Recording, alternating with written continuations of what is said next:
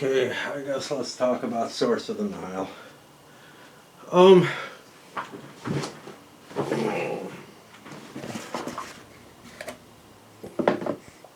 it works out to be basically a multiplayer solitaire game, which for me is a type of game that I kind of enjoy. You take a certain kick in, that sort of sharing the story, sitting there with other people playing it, watching as it unfolds, watching as bad things happen to people. And the game definitely delivers a lot of bad things to the players. As an actual solo game, well, my taste is generally against solo designs played alone, but I sometimes play games that are not available as multiplayer with someone else in order to enjoy and share that solo experience with another player, especially somebody I'm very close with, like my wife and I did a couple of these together just to get the kick out of, sharing the decision making and the misfortunes. In this particular one, the misfortunes come fast and hard, maybe a little too hard. I don't know. I mean, if it were a lot easier, it would be a lousy game. It wouldn't deliver that sort of same amusement factor of watching, your explorer's expedition get wiped out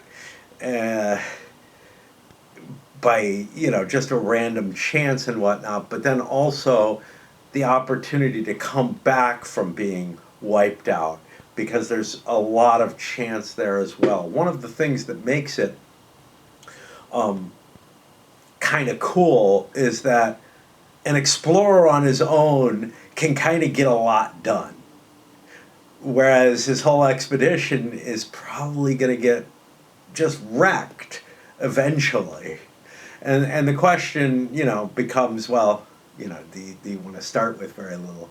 Yeah, sometimes that might not be too bad, but there's something so amusing about watching yourself go from this rich, heavy expedition to being alone, or maybe alone with a couple of guys, and then making it through and discovering a whole lot more than you did with your full expedition. And that full expedition does give you some padding and capabilities that help you last. Let's take a look at the components. The map, it looks like an Avalon Hill map. It is an Avalon Hill game. There was another company that made it first, Discovery or something like that is credited. I have no idea. Discovery Games. I have no idea. It was written by one of the Weasley brothers. There's 3 sheets of it. It fits together mostly okay. But the innovative thing here is that you can draw on the map. Now, it takes a little bit of elbow grease to get all the crayon markings off. You do have to rub kind of hard. But, for a game that's this old and been played this many times, the map board actually looks relatively clean compared to something like Triplanetary, where I had a real hard time getting the map to erase. Part of that may be because Triplanetary had a regular kind of stock, thin stock. You might call it a paper map. I don't know. It's kind of hard to call it paper when it's coated with a material so you can draw on it, as opposed to the mounted boards Avalon Hill uses. And I think the mounted boards are particularly useful here, even if they create creases and problems. The counters themselves are functional enough, I guess. It feels like you need a little bit more of something to track some information. You can always put a lot of the information on your player sheet, your expedition log, whatever you want to call it. There's not quite enough spaces on there for all the different things that you want to record. Some of them also, it's like, gee, why is this here? and it's just not clear to me in some cases. Counters are your standard Avalon Hill counters of the time, glossy on one side, matte on the matte and blank on the other.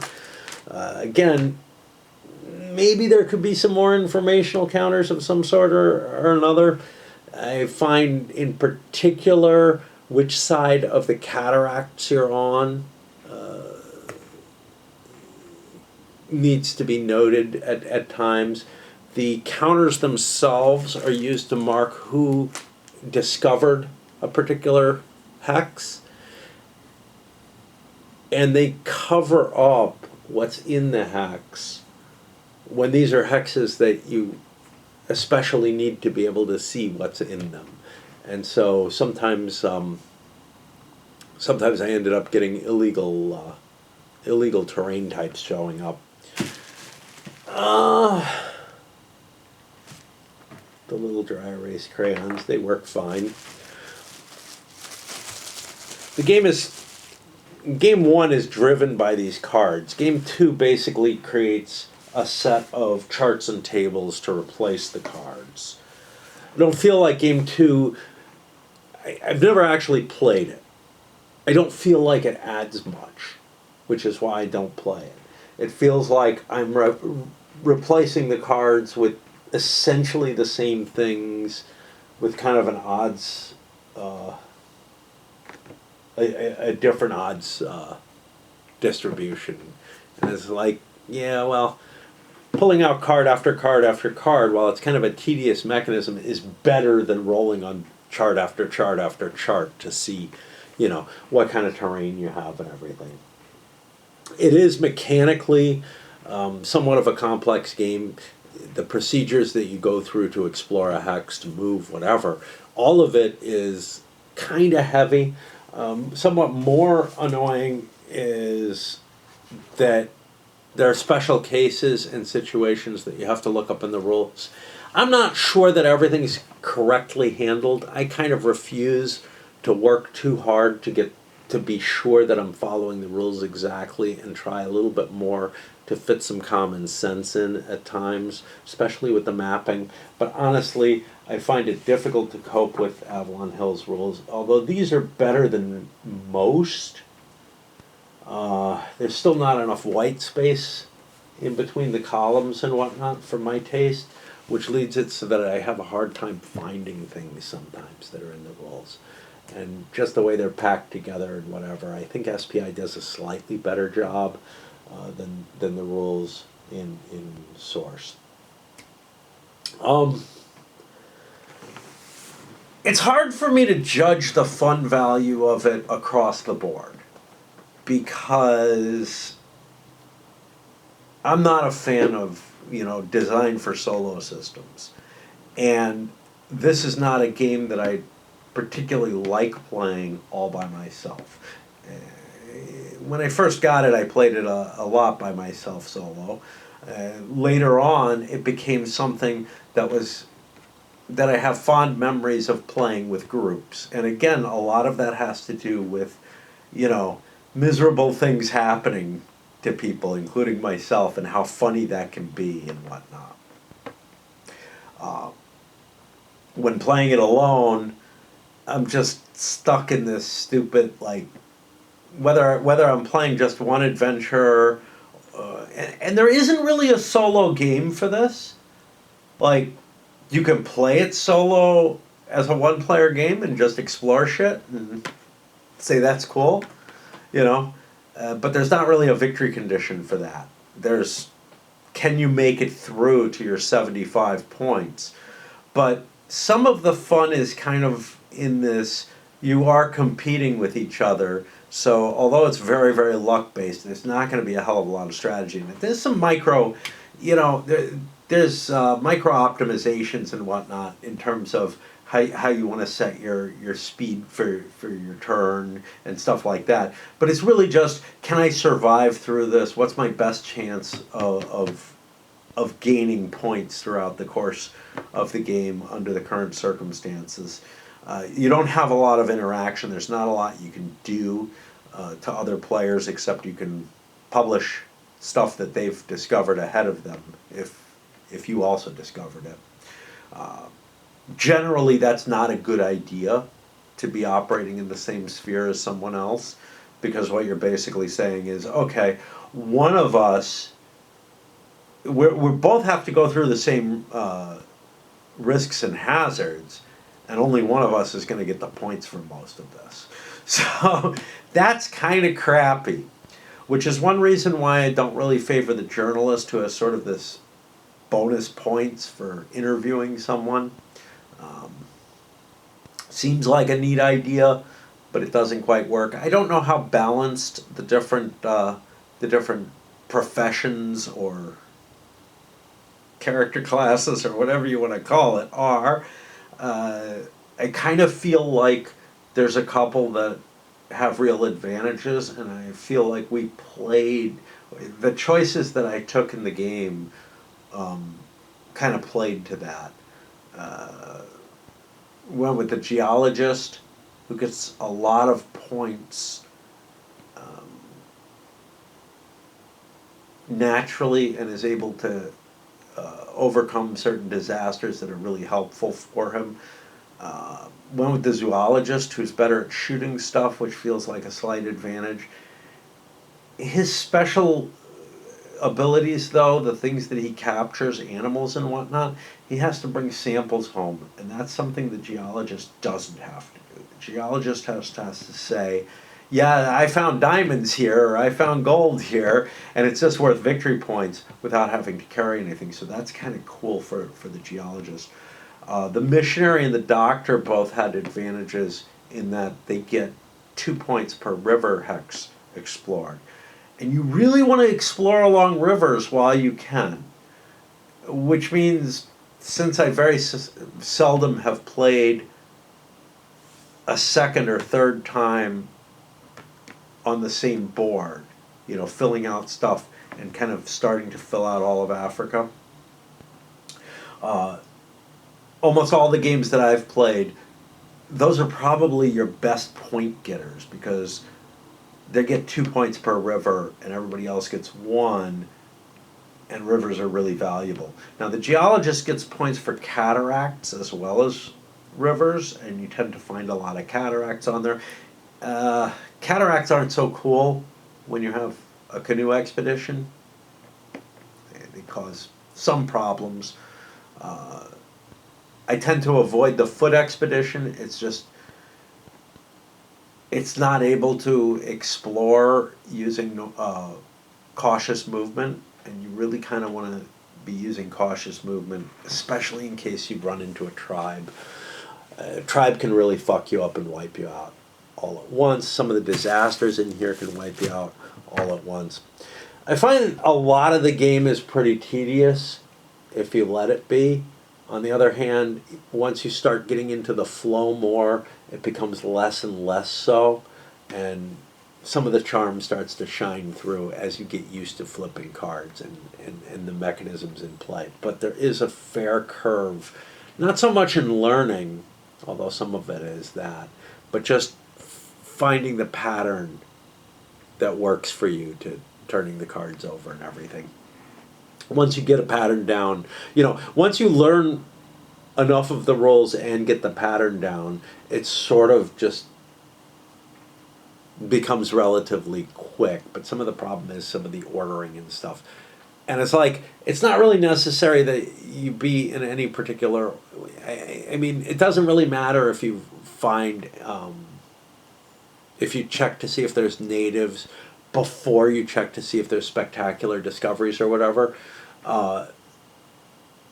They're both kind of at the same time, so it doesn't matter the ordering there. And the real question is, what do you get used to, and you know, do you get that pattern down so you don't forget to check for something, or for cataracts and this, that, and the other? Because forgetting to check something, forgetting to flip a card, is sometimes an issue. I guess maybe game 2 becomes more useful to players if they're playing it a lot more. It might make some difference there. I'm not really sure how much of a difference it is. Um, doesn't really feel like it is. And you have to cope with just a lot more die rolls for stuff. One of the component things I forgot to mention, the charts in the game are printed with really, really tiny print. And I was able to mostly cope with that, but it might help to blow some of those up and make player aid cards or something. I'm sure somebody's done that, and there's some available on BGG or something. I think the game's as good as it ever was, and you can have a fun time with it. I don't respect it all that much, although maybe it was, it may have been the first game that used crayons drawing on a board. I noticed that Damfrost came out the next year after this. For whatever that's worth in terms of it. I think, in terms of that sort of multiplayer exploration, it's about as good as anything is of that type. I don't know how much you could improve it, really. In order to capture the sort of panoply of events that can happen in this kind of exploration, you really do need a heavy procedural type mechanism. I guess the only system that kind of goes in a very different sort of way that captures a lot of the same sort of exploration excitement is Voyage of the Pandora, which supposedly I think GMT is reissuing a revised and an expanded version of. That's a really cool game that's the first of the paragraph system games. You could kind of argue things like Tales of the Arabian Nights you're exploring, but not in the same sort of way. There's something very cool about drawing stuff on the map and putting things there that have to be dealt with later, even if you're not playing game after game of this, filling out the whole of Africa. There's just something cool about that sort of legacy type flavor to a game. Things that are out there. The fact that it has a map, and that I'm drawing that all out is also pleasing. So, in a lot of ways, there are things I really like about the game, but overall, I find that tackling the rules and getting them right is just a bit of a drag. Getting into the pattern of the card draws and how they all play out, again, a bit of a drag. I found when I brought it to other players, I would run the deck and explain, how the terrain had to work, because keeping even an incomplete and error prone idea of what the terrain should generate as is hard enough that the game becomes very, very easy for other players to cope with if somebody's running that deck for them. But if they have to do it themselves, in a lot of cases, there's a sort of a struggle to getting that pattern. It's hard enough to get it just playing solo. So I found that worked pretty well. And then players who wanted to do the deck, I would, coach them along, making sure that they took my same pattern and understood what the consequences were and whatever. But you could see I fucked up a couple of things in the midst of my play. There's some rules that make it harsher that I guess I kind of didn't notice and dropped off.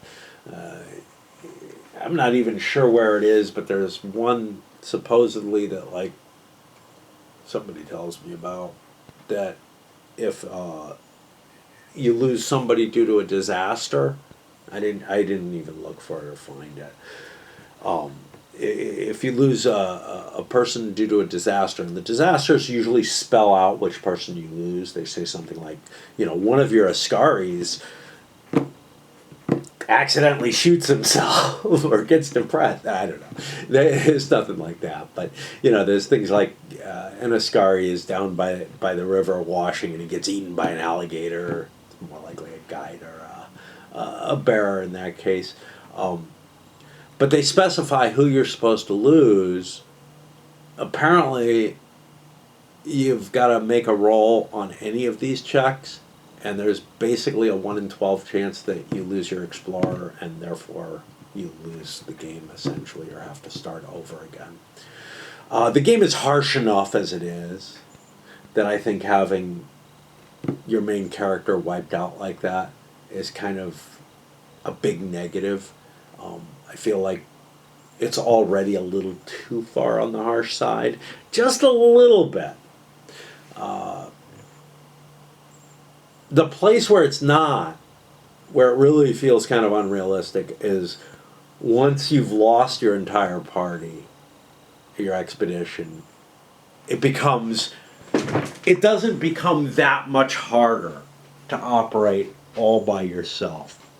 Anyway, overall, I gave this a 5 from my last Opposed experience. I had a little bit more fun this time.